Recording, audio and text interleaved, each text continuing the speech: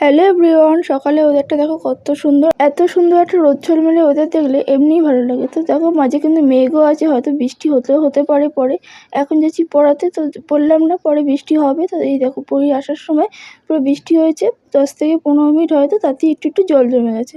এখন বাড়ি চলে এসেছি, তো এখন দেখো বৃষ্টি কিন্তু থেমে গেছে। 10-15 মিনিট বৃষ্টি হলো। ঠাকুরের বাসনগুলোকে ধুয়ে রেখে দিলাম, কারণ আবার হয়তো পরে বৃষ্টি নামতে পারে। তো মেঘ কিন্তু করেই আছে, বৃষ্টি কিন্তু একেবারে কমেনি, টিপটিপ করে পড়ছে।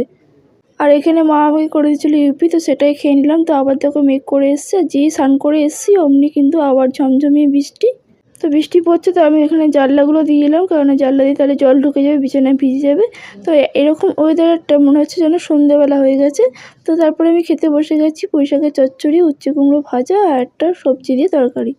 তারপর দেখো এই কুকুরগুলো জানলার কাছে এসে খুব চেঁচাচ্ছিল, তার জন্য এদিকে একটু তাড়াচ্ছি। তারপর মা একটা আম কেটে রেখেছিল চাটনি করবে বলে, কিন্তু চাটনি তো আর করতে পারিনি, আমটা পেকে গেছে। তো চিনি আর নুন মাখিয়ে রেখেছিল, বেশ কিন্তু ভালো লাগছিল খেতে। তারপরে দেখো বৃষ্টি এখন হচ্ছে না, কিন্তু ওয়েদারটা মেঘলা হয়েই আছে, হয়তো আবার পরে বৃষ্টি পড়বে, কিন্তু ফিসফিস করে বৃষ্টি পড়ছে। ওই যে জলটা জমে আছে রাস্তায়, ওইদিকে তাকালে তোমরা বুঝতে পারবে। তো চলো ভিডিওটা এতটুকুই, দেখা হচ্ছে নেক্সট ভিডিওতে। ভালো লাগলে লাইক কমেন্ট শেয়ার করে দিও।